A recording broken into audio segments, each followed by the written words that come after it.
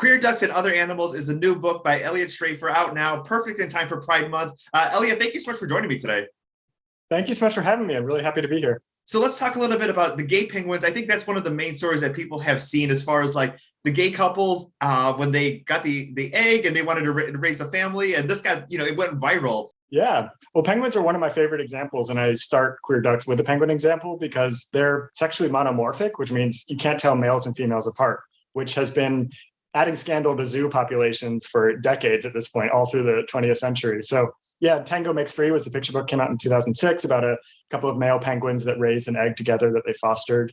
But more recently, I don't know if you saw it, there was a Dutch zoo, there was a scandal because a gay male couple of penguins stole an egg from a lesbian couple and raised it. So it was like, it was in all the sounded like it was on TMZ or something. Oh, exactly. It could be a reality show, Yeah, totally. Yeah, the diversity of sexuality in the animal world. And penguins are just the tip of the iceberg. They did a study of wild penguin populations and found that 28% of their couples are same sex. So it is way more prevalent than we ever thought. And there's a whole host of reasons for why it might have had such an important role within the evolution of all these different species. There are over 1,500 species that have same-sex relationships. Talk a little bit about some of the ones that we're going to see in this book. Yeah, of course. So I chose, the hardest thing for me wasn't finding the 10 species I wrote about. It was whittling down from that 1,500 number. And so each of the species I chose has some information to add and how we can understand why there is such a large role for same-sex sexual behavior in animals. So we have the Doodle Bugs, which look at the sort of history of same-sex behavior in animals. Albatrosses, where a third of their nests are female-female. So looking at the role of same-sex parenting in these animals.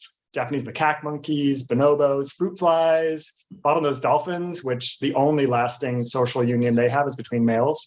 And just looking at what advantage these animals are getting from this behavior, it's far more than an anomaly. It's something that actually gives them a lot of advantages in their daily lives.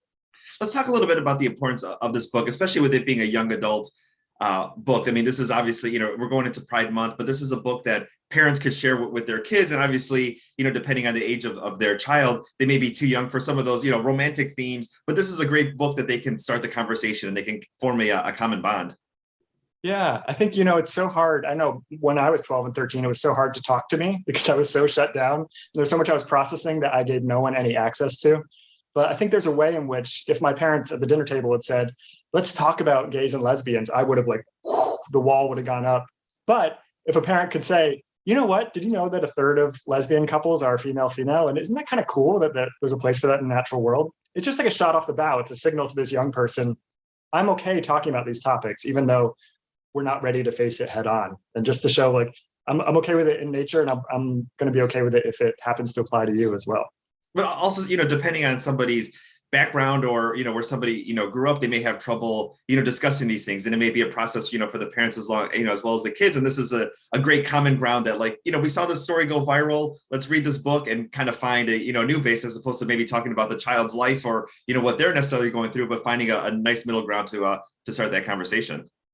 That's a nice way to think about it. Yeah, I love that. And this message that young queer people get that they're unnatural can have really deadly consequences. It makes all sorts of self-hatred that they have to work through as teenagers. And just the message that, there is a place for you in nature, and it's actually, it's not like Adam and Eve, not Adam and Steve, right? The way that they talk about it in school, it's much more complicated than that. Oh, exactly. Now, your love for animals, this isn't your very first book. I mean, you've done so many years of research. Everyone's done so many books. When did your first love of animals and connecting to them first start?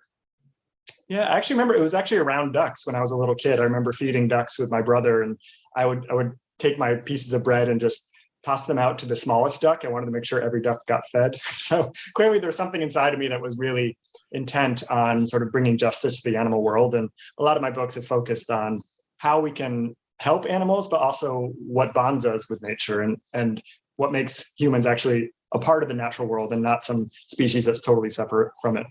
I've also gone down a rabbit hole of every time you talked about bonobos that I want to watch it. I want to see, what you're having for breakfast, your work with them. I mean, talk a little bit about your love for that ape. Yeah, well, bonobos are so inspiring to me. I mean, they're our closest relative in the animal kingdom. They're tied with chimpanzees.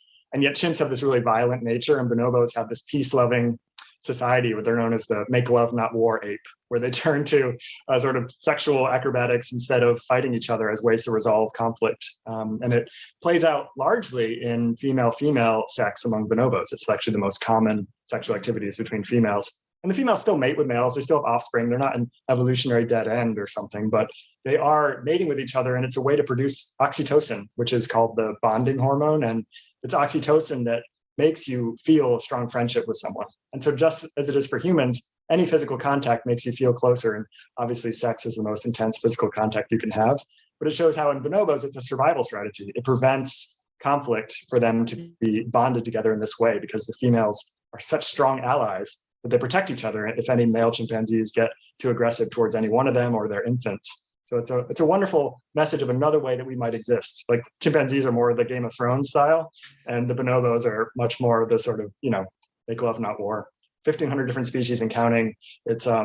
We are represented in nature, and there's really good reasons for why it might have evolved within our species as well.